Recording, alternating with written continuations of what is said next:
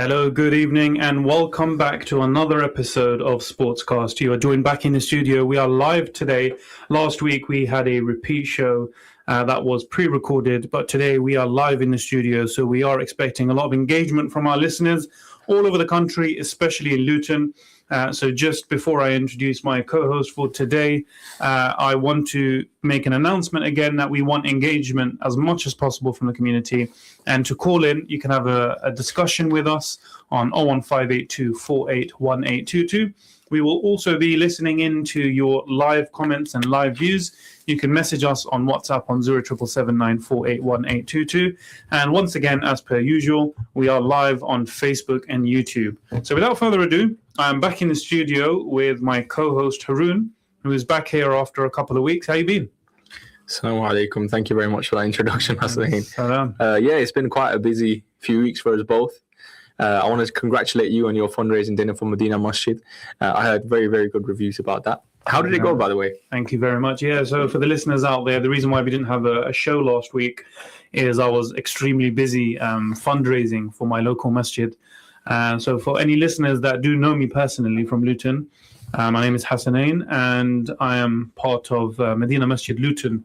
It's my local masjid. My dad was the imam for a number of years in that masjid, so it's almost like my second home. I kind of grew up in that masjid, so I've got a lot of it's close to my heart. So I had a fundraising dinner just a few days ago. Alhamdulillah, we managed to raise. The number isn't finalized yet, but we're looking somewhere between 80,000 to 100,000 pounds. Allah Mabarak. That is amazing, bro. Alhamdulillah. Subhanallah. So yeah, the event went very well. Alhamdulillah, very successful event. We had 350 plus people there. Wow. And people donated for the right cause. You know, one thing I must say about the Muslim community in general, and also in Luton, we're a very giving and generous community, alhamdulillah. I think we should emphasize Luton because I remember the first exposure I had to this was I came down to travel towards London with a couple of friends of mine. I'm from Bradford, and we stopped in Luton for Jummah, and we went to Zuhri Masjid, and they did Jummah in a wedding hall. I think they were raising like £1 million. They only had a certain amount of time to raise it. And when I was there, I was like, that's a lofty goal. Yeah. But they did it. I think they raised it in like 90 days or something. And I was like, that is unbelievable. Yeah. The Muslims in Luton. Yeah, big up, man.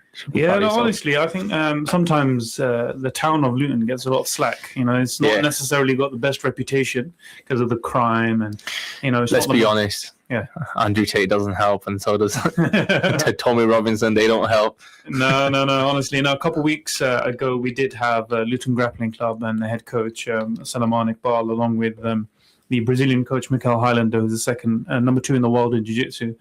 And when they were here, they were giving a lot of praise to Luton and how the community of Luton is an excellent community, a thriving community. There's a lot of potential here in every format when it comes to sports, when it comes to giving and fundraising. So we should be proud to be Lutonian. Well, I should anyway. I know you're not from Luton, but I know you definitely like Luton. You're thinking of moving here potentially. Oh, I won't go that far. I'm joking. Yeah. So without further ado, Haroon, we wanted to have a few discussions today. Let's start with Mohammed Salah. Okay, go for it. What did you want to say about him? Firstly, what were your thoughts on the whole controversy on Mo Salah? Let's just give a summary. So Mohammed Salah has not been playing, of course, prior to the previous game. He was benched. We needed a striker against Leeds, and Slot decided to keep him on the bench. We ended up conceding, and we drew the game to 3-3. And just to put a caveat how important these fixtures were, if we won against Leeds and Sunderland, because they were both draws, if we won against them, we would only be, I think, 3 to 5 points away from the leaders. So pivotal games, but he decided not to play the current best player in the league, the current top scorer, the current top assister, the current PFA Premier League Player of the Year, and the 5th in Ballon d'Or. He chose not to play him. And then obviously Salah came out and he said his comments, which, I'll be honest, the one thing that I disagree with what he said was that he's earned his place. Now, I half disagree with this, because when you get exceptional people, you can give them a bit of leeway. And we found this in arguably the greatest manager of all time, Sir Alex Ferguson. And we also found this with the greatest NBA coach of all time in Phil Jackson. So Sir Alex Ferguson with Cantona, he would let him get away with a lot more. And there's so many reports of Rooney and Giggs and the class of 92 when they would have to do certain things and Cantona wouldn't. And there's very famous examples of Phil Jackson, like for example when with Dennis Rodman.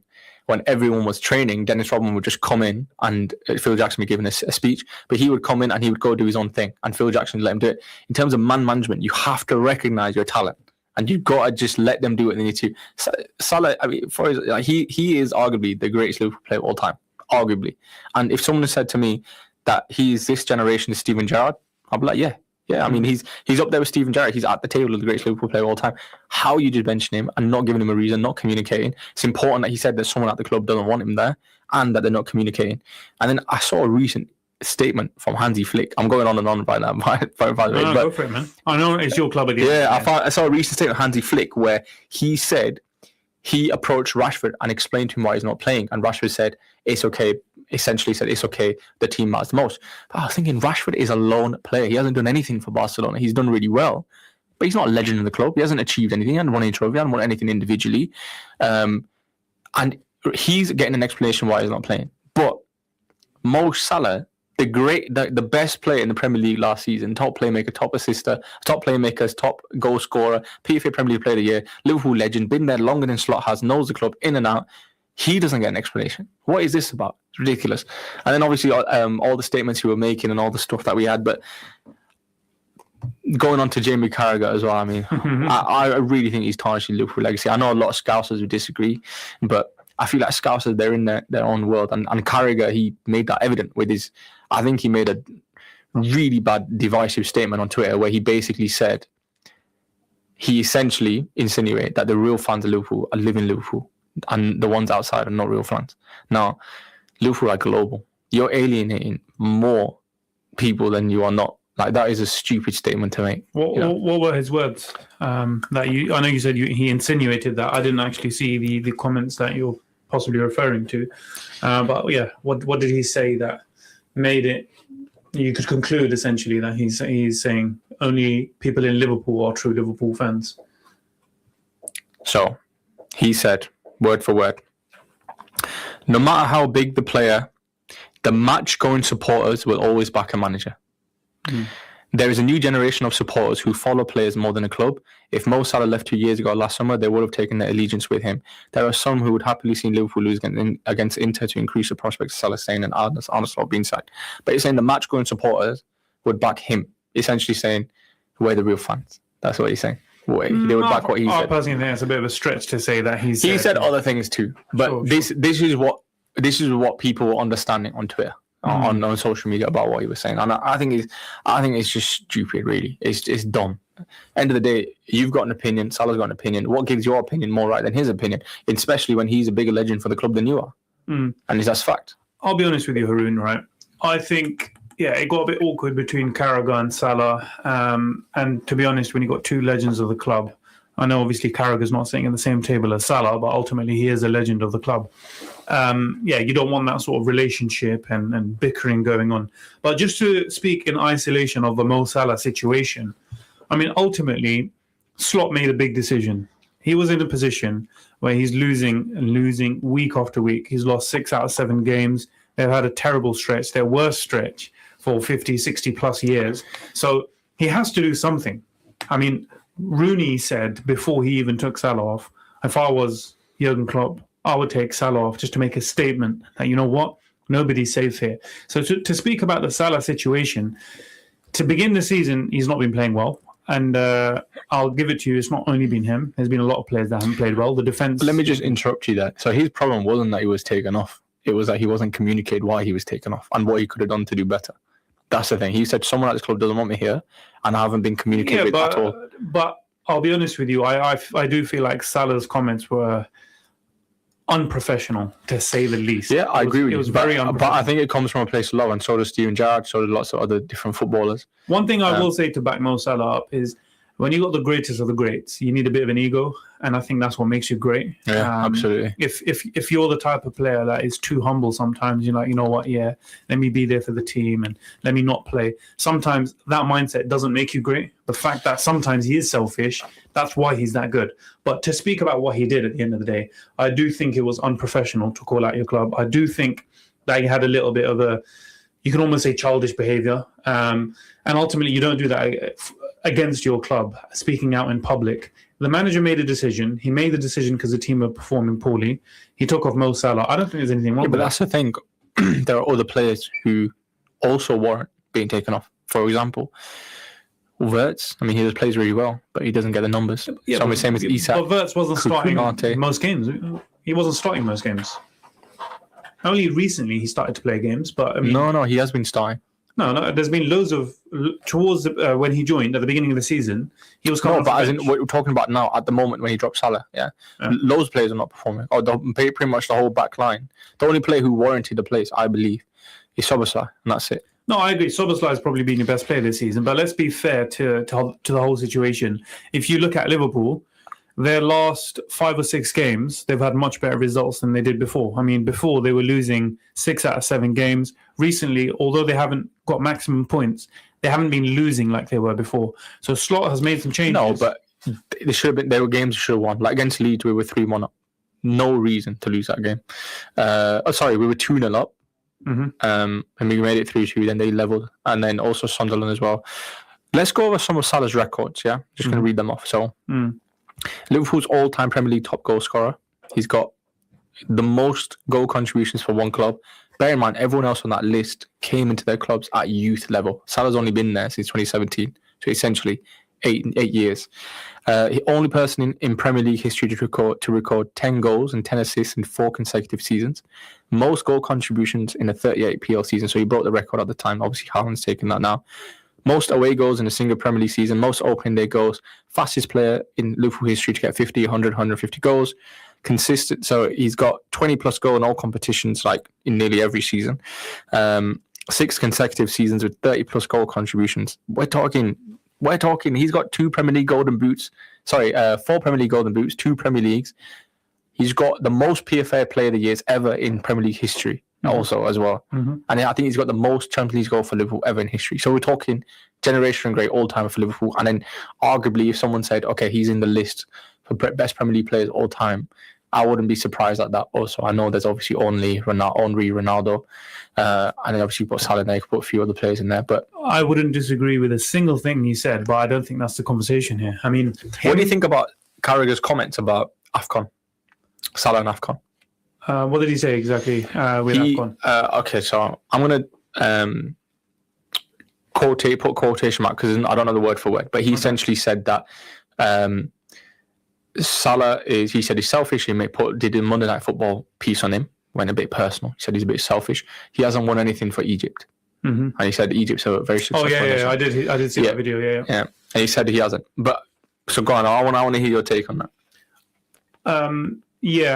I can't remember the context in which he was speaking on when he said Mo Salah hasn't won. I think what he was saying is outside of Liverpool, he haven't had as much success. But I can't remember the theme of his point. He basically said he's a Chelsea reject. That's the way he said he's a Chelsea reject. But what was the context? I remember watching the video, but I can't remember off the top of my head. He trying to humble him. It was straight after Salah's comments, and he thought, let me humble him. So he said, he introduced him. I remember watching the video, and I remember he had a point to make, which is why he said it. So I'm not gonna comment too much about that particular thing. One thing I will say though is Carragher and Salah, it does seem to have gone a bit personal here. Yeah. I mean, ultimately, when you're a club legend, you should be backing up your club legend. I mean, look at the way Roy Keane defended Cristiano Ronaldo when Ronaldo went through that. And I think most United players as well, he does defend them, yeah. So ultimately, I can respect a legend like that. I mean, if you're a club legend, you should be defending club legends. But ultimately, you should be calling out things for what it is. Let's call a spade a spade. A lot of the pundits that were criticizing Mo Salah was based on his response, his behavior, and how he went almost behind the club's back. I do feel it was unprofessional. I will stand by that. But you were speaking about Mo Salah's accolades. That's a separate point altogether. I think anyone that tries to diminish his accolades and his all-time status in the Premier League then you'd be doing him a disservice. I mean, So what do you think about him being introduced as a Chelsea reject? Yeah, like I said, I did watch the video, and when I watched the video, I remember he was making a point, and that's why he mentioned Liverpool, Salah not having success outside of Liverpool. No, his point was that Liverpool made him. That's his point. Are you sure? Because when I watched the video, he was insinuating that, like, don't think you're bigger than the club when the club is a reason why you're successful. But the thing is, Salah's been successful outside. He obviously was quite successful in Basel. He went to Chelsea, didn't do too well. This is where then he went to Rome and Fiorentina, and he hit all-time records. You know. Yeah, I feel like this is where it's become personal. I mean, it doesn't matter what he's done outside the club. The point is, he is without a doubt the top 2 or 3 players in the history of Liverpool. I mean, there's no arguments there. You got Kenny Dalglish, Steven Gerrard, and Mo Salah. Those are the top 3. Do you know what's funny? It seems like, do you know, like when you're a club legend, like for example, Gerrard had a really bad exit from Liverpool. He didn't play. Brendan Rodgers kept benching him, and then in his last game against Man United, he got sent off in 30 seconds. And then obviously we've seen with most Real Madrid legends also, like Iker Casillas, really bad ending. Obviously Salah with the thinking about getting rid of Salah also. Ronaldo, his second stint at Man United, the whole fandom just turned on him.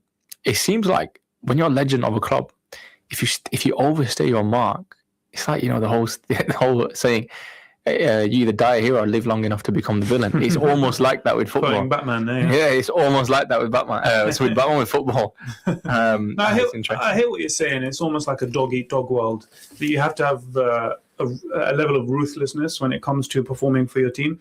I don't think you just earn a spot based on what you've done previously. You always have to earn it based on your current form. You know, you were talking about Salah's greatness and what he's achieved for Liverpool. That's all fair and well. But let's say he ends up having 8 or 10 bad games in a row, just because of what he's done for the previous 8 seasons before that. That doesn't make him eligible to automatically start for the starting 11. Here, you treat him with respect. You speak to him. So if he's offended that he's been taken off without the manager having a word with him, 100% I'll back him there. The manager should be speaking to him. He should be having a word with him saying, look, I'm not going to play you based on current form. Nothing personal here. Ultimately, we need results. If that was a conversation that was had, that's the way it should have been done. That's fair, yeah. But for him to turn around and say, the club's throwing me under the bus, this is what I've achieved, you know, I've done so much for the club. Nobody's saying you haven't done a lot for the club. You are, without a doubt, one of the greatest in the history of the club. I think when he said that, he was firing a shot at Carragher, because Carragher does downplay his achievements. Like last season, throughout the season, Carragher was saying that he's not the best player in the league and that Cole Palmer is. Which obviously, imagine, like even me as a Liverpool, I'm like, what do you mean? Like Salah's got the most goals and most assists, playing unbelievable. How can you say he's not the best player in the league? Like anyone would just back their own player, but of course, he seems to have a bit of a thing. You know, that's what we're getting a comment on YouTube, and I'm sure you'll appreciate this comment, Haroon. And that is someone called Uzair Khan has commented on the YouTube live stream saying, "Who were Liverpool before Salah? No Premier League title." So big up Uzair, keep them coming, man, keep them coming. No, Liverpool obviously a big club, but let's be honest. Like, look, now we have 2 Premier League titles. Before last season, we had the same as Leicester City. Right? That's a big L as a Liverpool fan. Yeah. But now we have 2, and Salah's got 2. Salah's leveled Henry as well. At the end of the day, the way I see it, right, is it's a team sport. It's never about an individual. Yeah, you'll have individuals that are the best in the team. Yeah, you'll have individuals that are all-time status. But when it comes to playing night in, night out, you have to earn your position. And ultimately, the manager is responsible for who's playing. And he's going to have a system. The players have to back their manager. Yeah, you can have an ego sometimes. Yeah, you're going to be upset that you're not in the starting 11. Look at Jude Bellingham, for example. He's always stropping and saying, you know, why am I not playing? I believe that's passion. That's a good thing. But there ultimately has to be a level of professionalism. If you want to start and you're upset, have a word with the manager. Keep it behind closed doors. Don't go out into the public saying, oh, the club's throwing me under the bus. You've just created an awkward situation that's made headlines, that has almost put Arne Slot's position in jeopardy. I mean, thankfully now, for Liverpool anyway, Salah played again. He got an assist. He came off the bench. He played amazing, by the way. I didn't actually watch I watched the game. I thought, it seems like all this controversy has fueled the fire inside, because he played unbelievable. That's good for him. So obviously he's going to have a break now with African Cup of Nations. When he comes back, I'm sure he'll fit back into the team. Do you know what you're saying? It reminds me of Scottie Pippen. He says the same thing. Patrick Bet-Davidson was asking him about his GOAT, and he said he believes in a team sport there's no such thing as a GOAT, which is an interesting point. But I mean, speaking of Scottie Pippen, what do you think about the latest in NBA? Have you looked into the Emirates Cup? NBA Cup, yeah, I have. But speaking about Pippen, just quickly before I get to the NBA Cup, he is one bipolar guy. He said so many contradictory statements. Especially when the last dance came out. Yeah, no. He was. If you catch him on 1 week, he'll say. But he's going through a tough time, though. No, that's all fair enough. But ultimately, clearly, there's something going on because you ask him 1 week who's the GOAT, and he'll be like, I would never choose anyone over MJ. And then another week, he'll be like, LeBron's the GOAT. And then another week, he's saying neither of them are the GOAT. I think he's a standard fan, though. Like, it's so hard nowadays when it comes to GOAT. Like, even football, 1 week is Ronaldo, 1 week is Messi. Yeah, but you have to. 1 week is there has to Jordan. be a basis to your argument, and you have to be consistent. You ask me who's the GOAT, it's not going to change based on week after week. If you ask me who's the GOAT in basketball, I have an answer and I have an explanation. But yeah, what do you think about the final? Spurs against so I was OKC, I think. No, so Spurs versus OKC was the semis, and Spurs beat OKC, so now we're in the final of the NBA Cup, and they broke their streak. So they were on a generational run. OKC, I think they won 17 in a row. The all-time record is around, I think, 33 wins in a row. So they were nowhere close to that. But at the moment, they are on pace to be the greatest regular season team of all time. Wait, sorry. So they played Oklahoma City, and now in the final they're playing Oklahoma Thunder. No. So OKC is the same as Oklahoma Thunder. So that's just the abbreviations. Oh, okay. It's the Oklahoma. So who are they playing in the final? Final, I'd have to see who was on the other side of the bracket. I can't remember off the top of my head, but I know the Spurs have made the final. Let's search this up. Yeah, so the Spurs made the final. I know that for sure. They beat the OKC. The Knicks. So the New York Knicks. Yeah, they're playing that. You know what? That's actually a really good final because my prediction is the Knicks are going to make the NBA Finals. I don't think Wemby's going to play a full game, though. He's still injured. Yeah, but I'll be honest with you, they've been playing so well without him as well. He hasn't played for a good number of games now, and they've not lost many games. They are the third or fourth seed at the moment. Their record is pretty amazing. Did you see his comments about the best players in the league? Who, Wemby's? Yeah. What did he say? He named a few people. Like he said, for example, the best attacker is Jokic. Yeah. And he mentioned a few, like, shy and everything, but he was like, when I come back, he goes, then watch. I like it, I like the. I'll be honest with you. Confidence. I think he has the game to definitely be the best player in the league. If he keeps up, if he doesn't get, because he's prone to injury. If he doesn't get injured this season, and the Spurs go deep and they have a good run, I'm ready to say he's the best player in the league. I'll be honest with you, because when I think you have to earn the status over Jokic. No, so at the moment it's without a doubt Jokic. Yeah. Right. I think you have to earn to be called the best player in the league, and I do take into account what you do in the postseason as well. Yeah, I know SGA, Shai Gilgeous-Alexander, is the reigning Finals MVP, and he's been playing amazing. Even this season as well, he's been playing amazing. I think he hasn't scored less than 20 points in like nearly 100 games or something. Yeah, he's got very good record. And he's even been taking the fourth quarters off. This guy is amazing, SGA. But as a whole package, you know how LeBron just ultimately dominated the NBA for 10 years. And even if his team didn't make the finals, everyone would say, LeBron James he's the best player in the world. It's been like that for Jokic. No, I think it was hit between him and then obviously KD and Curry, but LeBron's name was consistent. I'll tell you now for sure, if you were to get a vote on people, not the MVP, I'm not talking about MVP, because MVP is based the actual best player. Yeah, I'm saying MVP is based on what you did in that season, and your team has to do good as well. Yeah. So if you're the best player in the league, but your team gets knocked out in the first round of the playoffs, you're not going to be the MVP. Yeah. Yeah. But if you were to ask basketball players in general, who is the best player in the world, anywhere between 2011 to 2020, most people would have said LeBron. LeBron James was the best player. Yeah, dominant. Yeah. Same thing as since the year 2020, so the last 5 years, best player in the league has been Jokic. The guy is ridiculous. We've never seen a guy like him. A guy is a center, and he gets more assists than most point guards in the history of the game. Yeah, he's a good. I think he's on pace to get the most triple doubles in history. This is unheard of. You'll never see this. So I mean, a big being the best passer in the game, never seen anything like it. It's ridiculous. I think he's the best offensive talent in the game. But speaking about Wembanyama is easily the best defender in the league already. And if he gets 25 points per game while being the best defensive player in the league, I think he's the best player in the league. Because you might get 34 points a game like Luka Doncic, or 30-point triple-double like Jokic. But defensively, Doncic is below average. Jokic is below average defensively. So if you're the best defensive player in the league and you're only averaging 5 points a game less, overall you're a better player, in my eyes. So I think Wemby, just as a player, forget accolades. Isn't Bron putting up like crazy numbers as well? Who? LeBron. No, not this season. LeBron for the past 5 seasons, even though he's been really He's got 25 points average, 8.2 assists, 7.8 rebounds. No, not this season. This season he's averaging around 17 points. I think this is the first season I've seen LeBron where he actually looks old. It looks like he's slowing down. He's slowing down massively. He has had sciatica. We are coming towards the end of the first half of the show, by the way. I do want to touch on something I wanted to break finishes, carrying on from LeBron, because he has made some comments. We'll speak about LeBron after the break, a little bit more about the NBA, some more football as well. I do want to speak about Arsenal's dip in form and potentially somebody else overtaking Arsenal as front runners for the Premier League. I know week on week I've been saying Arsenal are definitely going to win. I must be honest, I am starting to feel a little bit nervous for Arsenal. Don't get me wrong, I don't want Arsenal to win as a United fan, but Arsenal are looking shaky at the moment. Do join us after the break. We'll be speaking about football, basketball, and potentially F1 as well. See you after the break.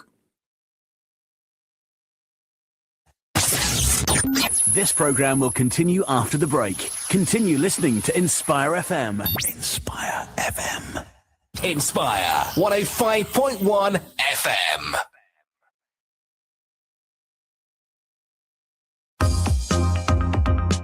Hi, my name is Naseem Adin. I'm from Manchester. I am the founder of Reignite, which is a mental health campaign. If you're going through depression, mental health related problems, please reach out. And you're listening to Inspire FM. Visit Luton's biggest halal supermarket, the Grand Bazaar Supermarket on Lee Grave Road, for an unbeatable range of fresh halal meat, poultry, fish, fruits and vegetables from all around the world. And all under one roof. Plus everyday essentials, basic healthcare items and even medicine. Everything you need, all in one place. That's the Grand Bazaar Supermarket, Lee Grave Road, just next door to Shell, Luton's largest international supermarket. Open 7 days a week from 9 a.m. to 9 p.m. and view online at grandbazaarluton.com.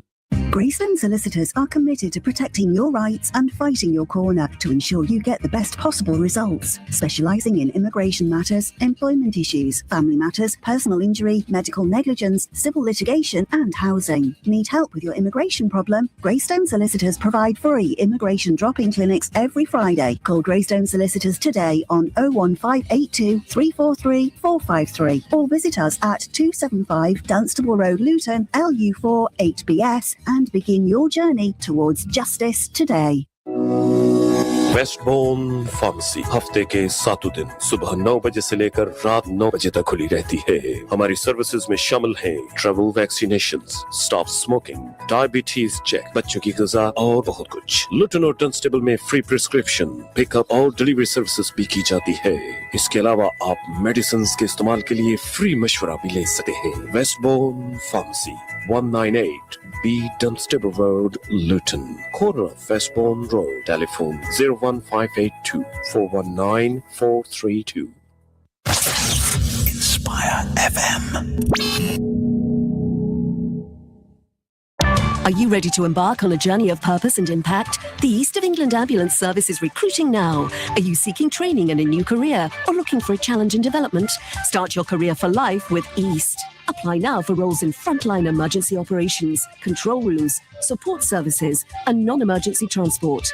Visit www.eastamb.nhs.uk and click Join the Team. Make a real difference. Join the East of England Ambulance Service and start your career for life. Are you looking for a guaranteed return on investment? With Wanama's ongoing Sadaqah fund, your £1 a day turns into food for the hungry, water for the thirsty, and care for the orphans. We work in 20 countries, including Gaza, Yemen, Uganda, and more. A continuous charity, and 100% of your donation goes to those who need it most. Invest in this life for your akhirah at www.wanama.org.uk.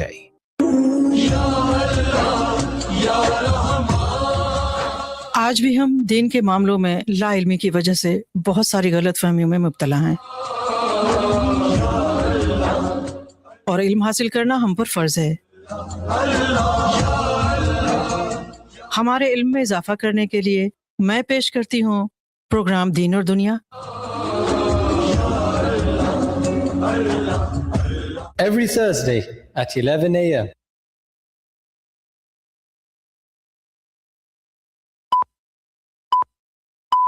From the studios of Inspire FM, the time is now 7:30.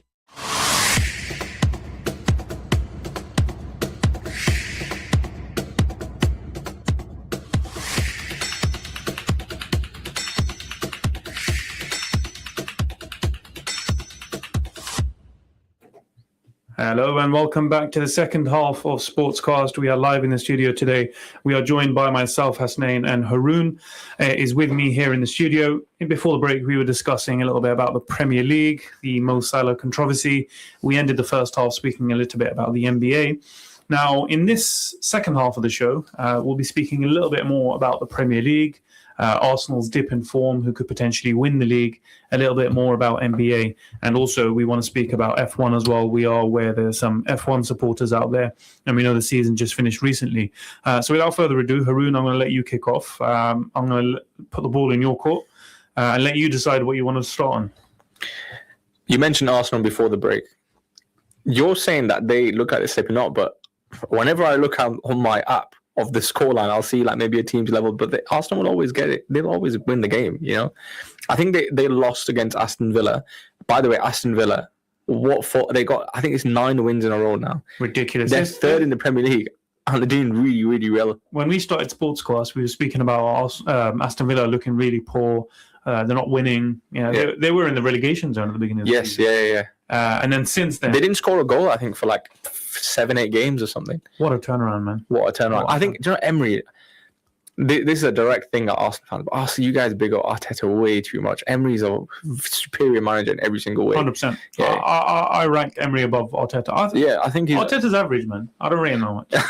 He's average, bro. Like, come on. So Arsenal fans are home just let's be burning honest. right now. He's not special at all. No, I don't think he is either. Yeah, I also agree. I mean, the reason why I was saying Arsenal are looking a bit shaky now, let's look at their results recently. Wolves, they nearly drew. They had a last-minute own goal that made him get the win.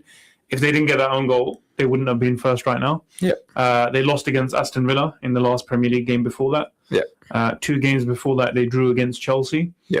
I was also looking at a stat that they haven't beaten any of the big 6. They haven't, yeah. For a long this is time. the thing. A lot of people online are saying that this is it's a terrible league for Arsenal to win because, but at the end of the day, they're winning. It doesn't matter. They're winning. They're at the top at the moment. But we also got to mention their UCL form. They've won every single game, albeit their opponents are not amazing. They haven't played any big teams, from what I know.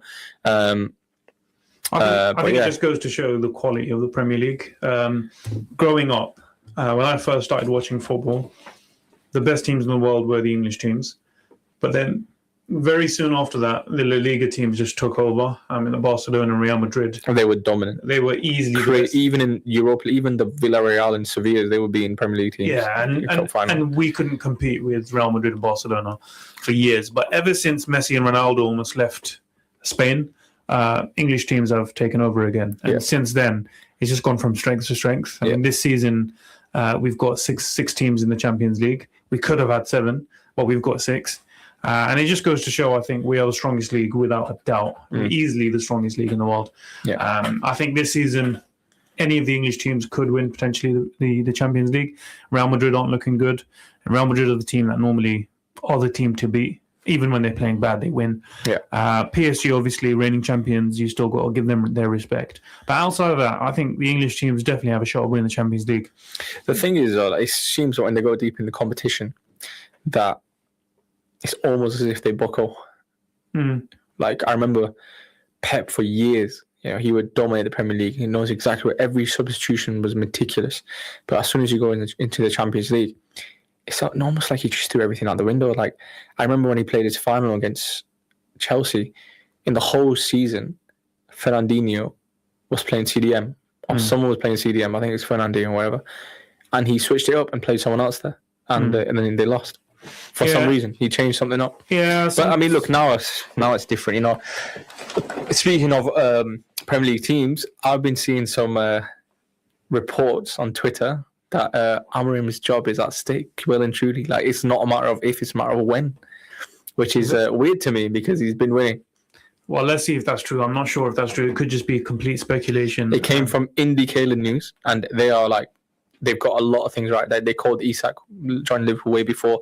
They called a lot of the news about Salah way before, and now they mention this as well. They always they have like some Interesting. contact. No, Yeah, I agree with you. That would be very interesting because apparently United are playing well. Yeah, apparently up tops are ordering Amarim to play 4-3-3 and to go into that formation, and he's not happy about that. Interesting. Well, let's see what their lineup is in half an hour because they're about to play Bournemouth today. Well, no, wait. Their lineup is out at the moment. Let's have a look. Is it out? Yeah. So Diallo and Mboma are starting. Okay, so it's a massive game today for United. I wish you had Hassaan. He'd give all the ins and outs of how exactly people were. Hassaan is an absolute die-hard Man United fan. I am also a Man United fan, but as I've told the listeners before, I'm more of a fan of the game than I am of a team. But yeah, he's still playing the 3-4-2-1. So the lineup against Bournemouth is Lemens in goal, Lenny Oro, Aiden Heavens. Have you been watching United recently? I've just been watching highlights recently. The beginning of the season. I was going to ask about Bruno because he's been doing quite well, but no, Bruno's been playing very well. To be honest, he always plays well, man. Normally he has some antics. He's a bit emotional on the pitch. He's arguing with the referees. His body language isn't the best. He didn't start the season off great, but overall as a season, I don't think any of your players did. Yeah, we didn't. Yeah. We didn't. We had a terrible start to the season. But you pulled it back, man. No, honestly, very good run of form recently. Oh wow, they're 8th at the moment. Yeah, they were like second at one point. No, but with a win today, we'll be level on points with the fourth. Chelsea, you'll be in top 4. Yeah, so we'll be fifth on goal difference. It's quite close, you know. Yeah, this is what I'm saying about Arsenal slipping up. Close. Arsenal have dropped points recently. Before they were running away with it. Now they're only 2 points clear. And if they're not performing against the big 6 teams, the momentum at the moment with the City. I mean, before City had a problem where only Haaland was scoring. But recently I've seen Phil Foden. Foden's back on top form again. Man City overall, they're flowing again. I think the fact that City beat Palace 3-0 is saying something. Especially away from home as well. Especially when they're their central kryptonite. Like every season Palace would beat City, it felt like.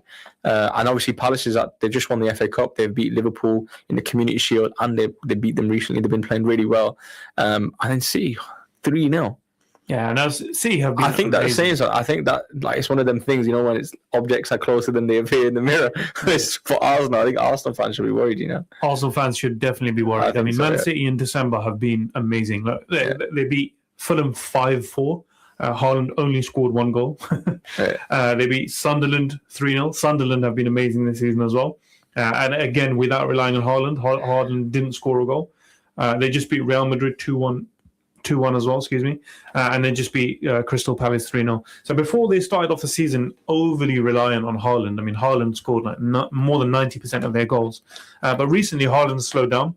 He's only getting about a goal a game now.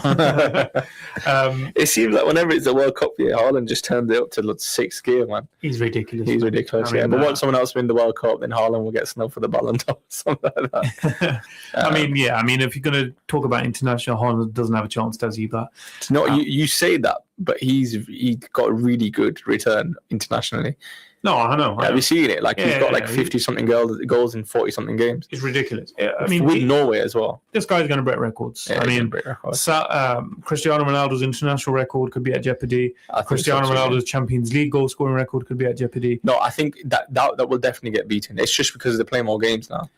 That's true. They changed it in recent years, but then also, I hadn't seen a player that I could see potentially beating Ronaldo up until Haaland came. Up until Haaland, yeah. I mean, now that Haaland, if let's pretend there was no Haaland, I wouldn't think there would be any active player that would get more goals than Ronaldo. I mean, Mbappe. As in Korea? In Korea, in the Champions League. Mbappe scores a lot of goals. I can't see him overtaking Ronaldo. The thing is, have you seen his record for? He just surpassed Ronaldo's 2012 goal scoring. I can't see it happening. Year. However, he definitely has a potential to. He's still young. Yeah, no, I do. Haaland's Haaland's almost inevitable. Yeah, he's like Thanos. Yeah, he's inevitable. He can literally just be on the pitch, do nothing, and get a hat trick. Yeah, that is Mbappe. He's ultimate goal scorer. Haaland. I said Mbappe. Yeah. Utterly ridiculous. One of the greatest goal scorers in the history of the game already. So speaking about the Premier League then, who do you think is going to win? I mean, we ask this question again and again. And I'm going to say Arsenal, but this is the thing, right? I have no expectations for Arsenal because they are serial bottlers. They are. But I still think they have to win. I mean, they're 36 points. They're the only team I can see with a solid defense. Their defense is just solid. amazing. They have organisation. I don't think Man City, Liverpool, I don't think they have that. I don't think United has that. I don't think Chelsea has that. They're shaky. Arsenal's got a really, really good base. Yeah, Man City's defence isn't the best. But you say all that. I mean, I was speaking to some Arsenal fans, and you know how Arsenal fans are. I was speaking to them about their defence, and they were like, Chelsea's 15 goals conceded in a season record's gone. They were saying that after like 15 games. But recently they started conceding again. I'll be honest, that's not even that bad in terms of trash takes from Arsenal fans. Yeah. I mean, I think they're just known worldwide for trash takes. They've got a catalogue of them, haven't they? But you're right. I do think their defense is solid, and let's be fair to them, they've had a lot of injuries recently, but the squad is so deep. Where that's the reason they were my pick. I thought they were going to win easily. I must admit, I had my chest out at the beginning of the season, but I'm a bit nervous now in my prediction that Arsenal will win the league. They're still my pick, but the way things are going, it's looking like it's going to be a close one. I think City are looking good, definitely better than last season. Let's see. My pick is still Arsenal. Speaking of close championship seasons, F1, Norris. Yeah, I mean F1 isn't one of my main sports. I mean I watch a lot of sports. I think those that know me know that I watch.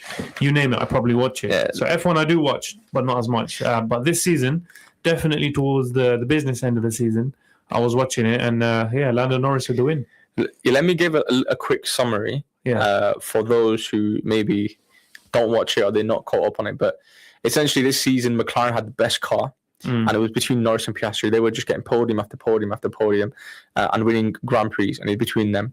And all of a sudden, Verstappen just comes after being, I think he was over 100, 200 points away, and he just wins race after race. And then Norris, 2 or 3 races before the final one, hit a DNF, and so did Piastri, which means Verstappen got all the points. And coming into the final race, it was essentially, if Norris gets third, he will win, and he managed to secure that. That's right. And then, first, I mean, obviously it's nice to have the championship on British soil, let's not lie. And to be fair, I think he deserved it. He got 7 podiums, 7 pole positions, so he won 7, and he got, I think, 17 podiums in the race. In the season. And then Norris, he had 18 podiums, 7 race wins. Let's have a look at Piastri and Verstappen. It was between them 3. Piastri is good though, man. I mean, that was close. I mean, most of the time, when you have the best car, there's one driver that just wins easily. Look at the years Hamilton won; he just won easily. No one came close. Apart from that year, Nico Rosberg won. There was a lot of luck in that season as well. Hamilton had some bad luck. The thing is, it's funny because in the season there was a race where McLaren had a slow pit stop for Norris, and because they're thinking of it as a team thing, they told Piastri to give the position back to Norris, even though Piastri didn't do anything wrong. It was the pit stop crew that did it wrong. Sure. And then Piastri gave the position up, which means Norris got an extra 2 or 3 points.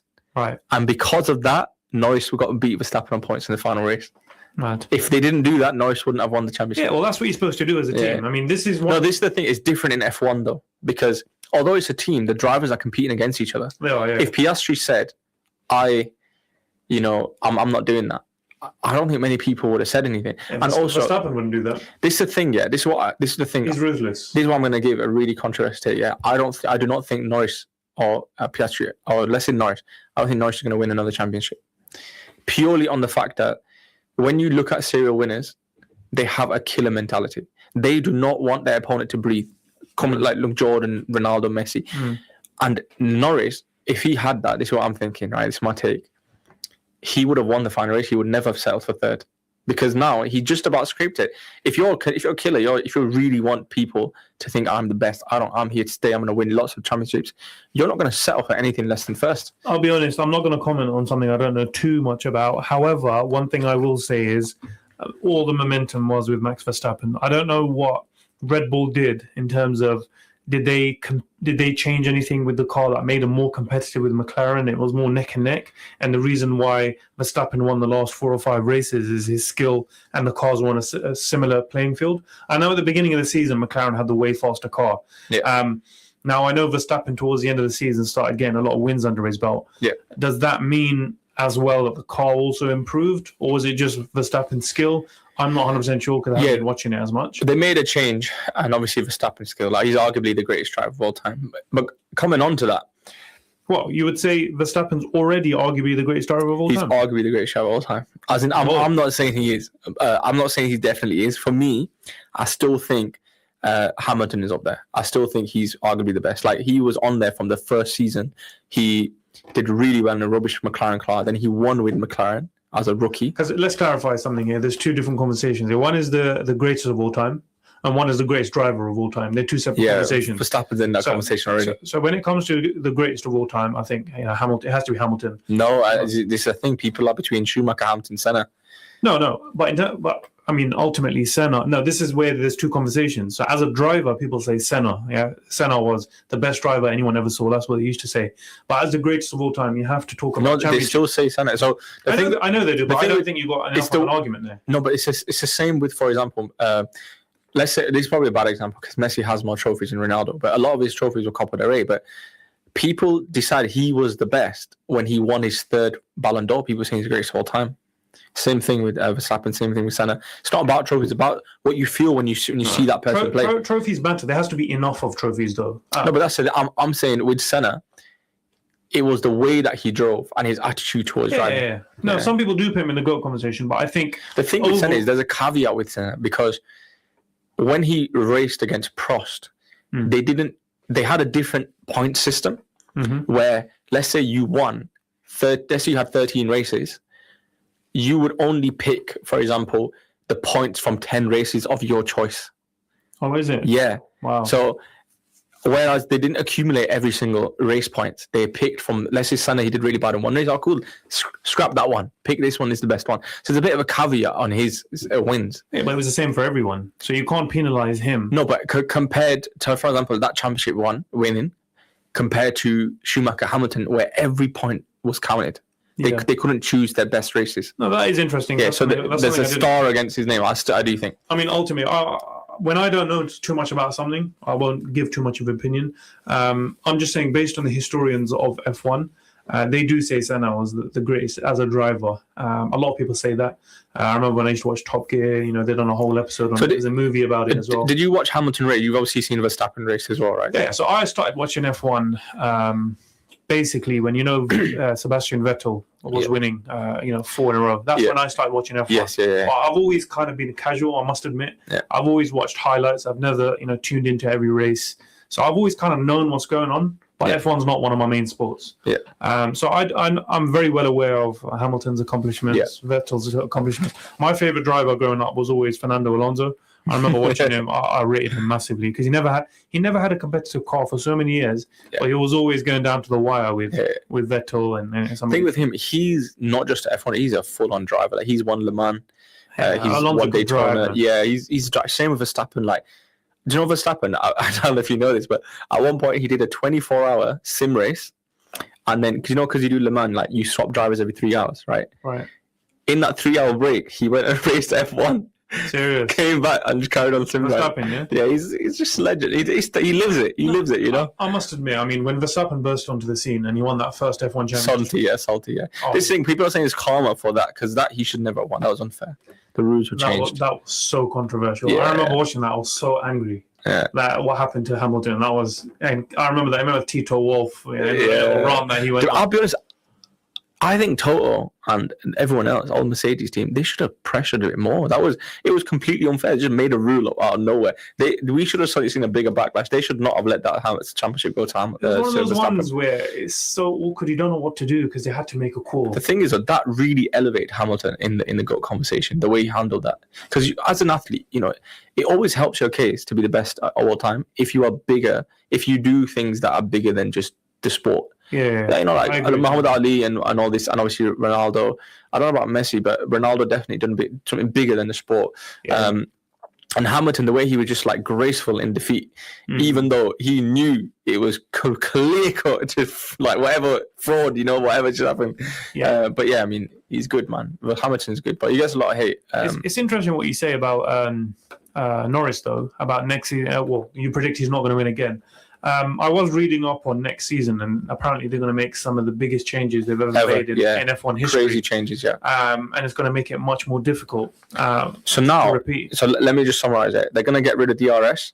Yeah, it's going to be a new form of a new format. It's like you press a button. Yeah, it's like nitros. It's like nitros. But the thing with DRS, you get DRS zones. Yeah. So everyone was expecting an overtake at certain points, whereas now it can be anywhere in the track according to what the driver wants, which I think is more exciting. That is sick. That's better now.